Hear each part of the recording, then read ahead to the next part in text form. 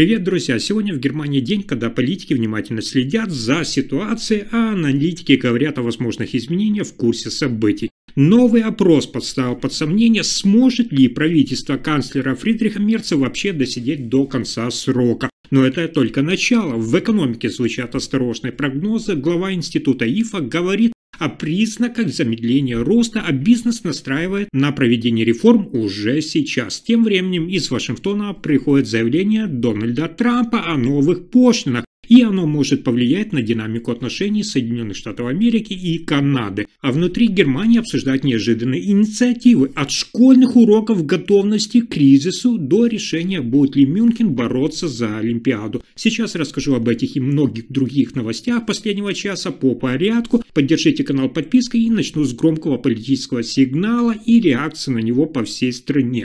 Итак, социальные данные заметно изменили политическую картину Германии. Согласно опросу института Инса, почти половина граждан уверена, действующее правительство канцлера Фридриха Мерца не досидит до конца срока. Рост критики очевиден. 66% опрошенных оценили работу коалиции как неудовлетворительную, и лишь 25% выразили поддержку ее курса. Среди причин это постоянные внутренние конфликты и слабая коммуникация руководства, особенно канцлера Фридриха Мерца, ХДС и его союзников из Социал-демократической партии Германии СДПГ. По данным опроса, 49% считают, что нынешний союз не доживет до 2029 года. Только 32% полагают, что коалиция продержится весь срок. Глава Христианского социального союза ХСС Маркус Зёдер призвал к решительным действиям. Правительство должно сосредоточиться на реформах и перестать погружаться в внутрипартийные споры. Он подчеркнул, что курс должен стать более практичным, меньше пустых дебатов, больше конкретных шагов,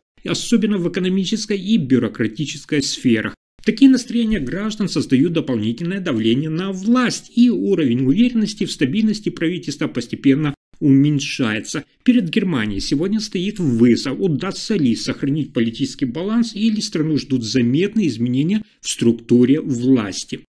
Следующая новость. Глава института ИФА, экономист Кремер Фюст, отмечает, благосостояние Германии находится под серьезным риском снижения. По его словам, страна уже длительное время сталкивается с экономическими трудностями, и ситуация становится особенно сложной. Основная проблема – это рост государственных расходов при одновременном снижении частных инвестиций.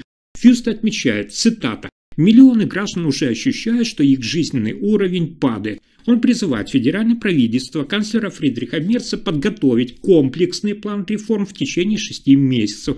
Этот документ должен выйти за рамки текущего коалиционного договора. В числе предлагаемых мер это приостановка выплаты материнской ренты, значительное снижение бюрократических издержек для компаний, упрощение отчетности в области СО2, отмена части требований по цепочкам поставок и минимальной заработной плате. Фюст утверждает, что такие шаги могут принести дополнительно 146 миллиардов евро к совокупному благосостоянию. Экономист подчеркивает, без реформ Германия может столкнуться с длительным экономическим замедлением, сокращением поступлений и ростом социальных трудностей.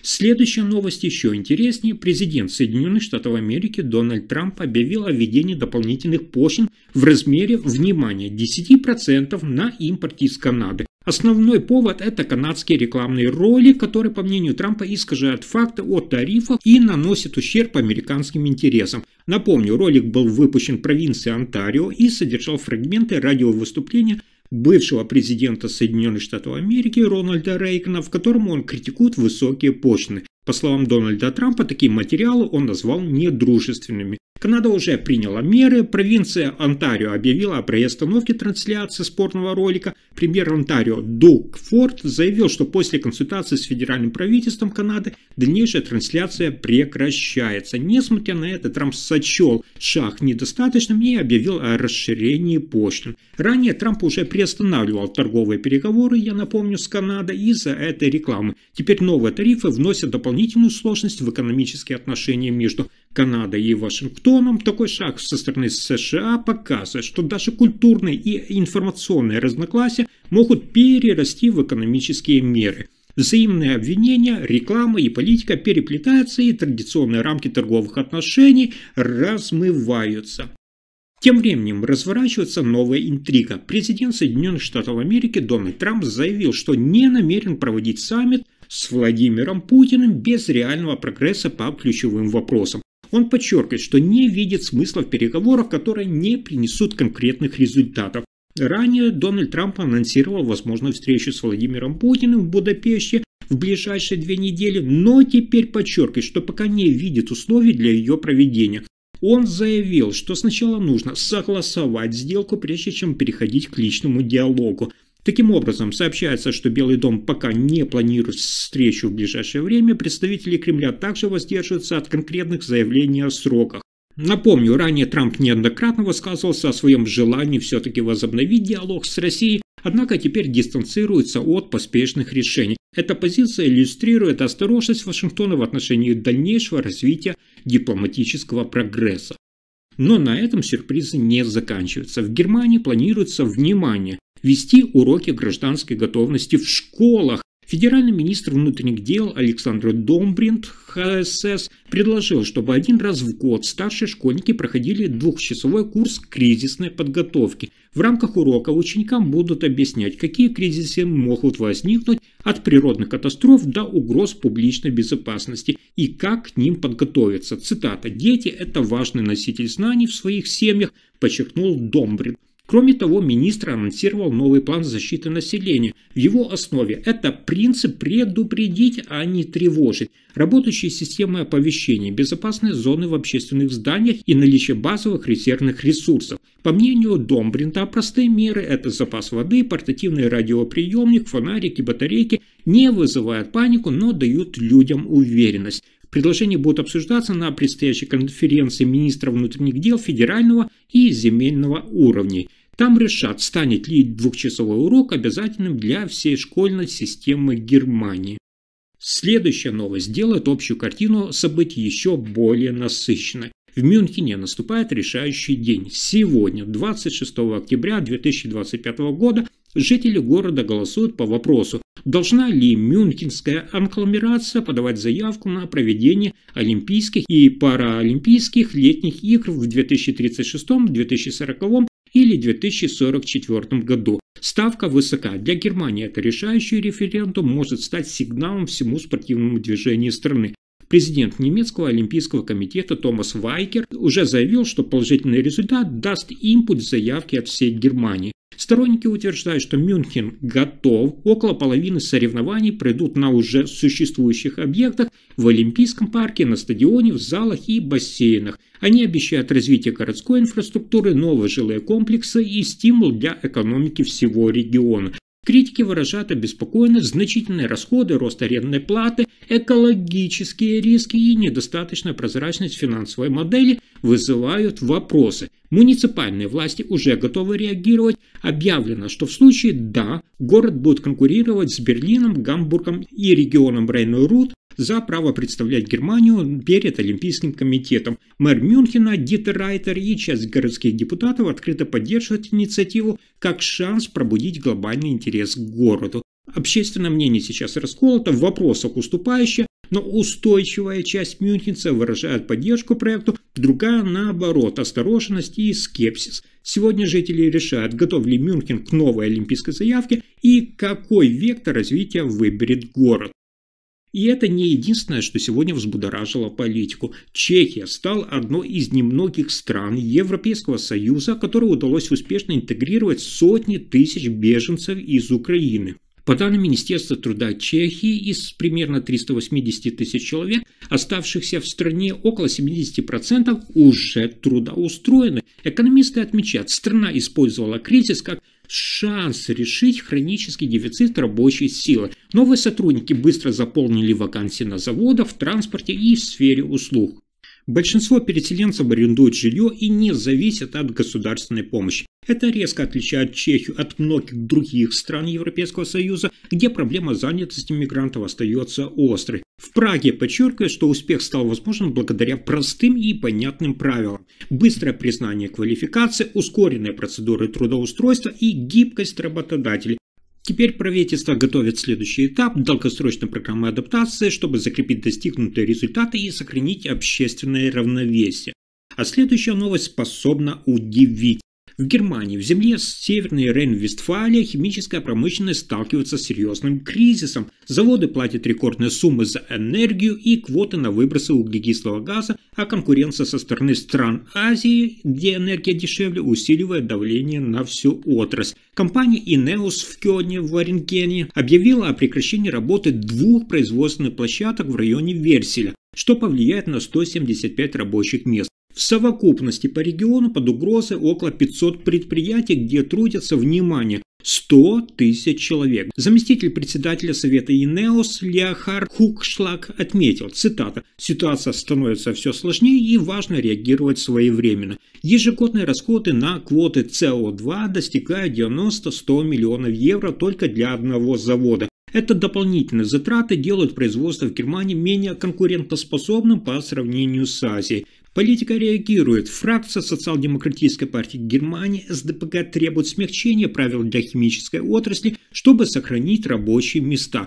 Министр экономики и защиты климата Северного Рейна-Вестфалия Мона Нойбауэр заявила, что приостановка торговли квотами не будет решением и угрожает европейской климатической политике. Эксперты отмечают, если ситуация не изменится, закрытие и сокращение могут затронуть многих сотрудников, а инвестиции в новые проекты будут перенесены. Состояние химической промышленности региона становится показателем вызовов для всей экономики Германии. Следующая новость, пожалуй, вызывает обеспокоенность. Правительство Саксонии планирует усилить контроль над использованием земель для бизнеса и промышленности. Цель инициативы – это предотвратить дефицит участков для новых предприятий и крупных инвесторов. В последние годы доступные территории сокращаются, а спрос со стороны компаний, наоборот, растет. Особенно в сфере микроэлектроники, логистики и высоких технологий. Министр инфраструктуры Саксонии подчеркнул, цитата, «Если мы не займемся планированием сейчас, через несколько лет у регионов не останется свободных площадок для инвестиций».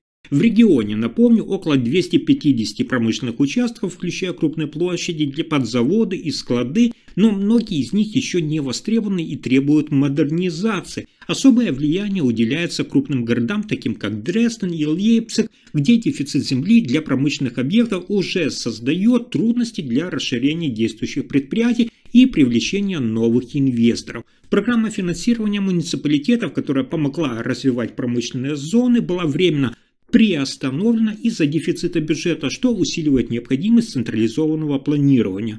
Власти заявляют, что новый подход позволит заранее выделять земли под экономически значимые проекты, обеспечивая рост рабочих мест и поддержку экономики всего региона. Но это лишь часть происходящих событий. В Париже поп-звезда Кэти Перри и бывший премьер-министр Канады Джастин Трюдо официально подтвердили свои отношения. Вечером вчера, в субботу, 25 октября 2025 года, они покинули парижский театр Crazy Horse, держась за руки после того, как Перри отметила свой 41-й день рождения. На видео, опубликованном ТМЦ, пара идет к автомобилю, а поклонник вручает Кэти 2 розы. Перри была в длинном красном платье, Трюдо в темном костюме и черной футболке. Ранее в июле слухи о романе пары начали распространяться после их совместного ужина в Монреале, о котором я вам рассказывал, и прогулки по парку Монруаль. Позднее Трюдо посетил концерт Кэти Перри в том же городе. Теперь, спустя несколько месяцев, пара решила выйти в свет, подтвердив свои слухи о своих отношениях. Этот шаг привлек внимание СМИ и поклонников по всему миру. И еще одна новость. Министерство обороны Германии сталкивается с трудностями в процессе цифровизации военных структур. Ранее утверждавшееся, что проект цифровой связи идет по плану, ведомство теперь признает. Проблемы намного глубже, чем предполагалось. В частности, новые радиостанции, предназначенные для сухопутных войск, не прошли успешных испытаний и не готовы к полноценному боевому применению. Вместо этого планируется временно использовать гибридную систему, сочетающую цифровые и старые аналоговые устройства. Это решение позволит сохранять функциональность системы, но временно снизить уровень оперативной эффективности. Внутренние документы, ставшие известными, указывают на то, что Проблемы с программным обеспечением, поставляемым консорциумом производителей, были предсказаны еще до неудачного теста в мае. Однако Министерство обороны, возглавляемое Борисом Писторисом от Социал-демократической партии Германии, продолжает утверждать, что проект находится в графике. Эксперты называют ситуацию примером неэффективного использования бюджетных средств. Проблемы с обеспечением цифровой связи в армейских подразделениях снижают эффективность коммуникации и затрудняет оперативное взаимодействие. Если информация оказалась полезной, ставьте лайк, подписывайтесь на канал и делитесь видео. Спасибо за просмотр.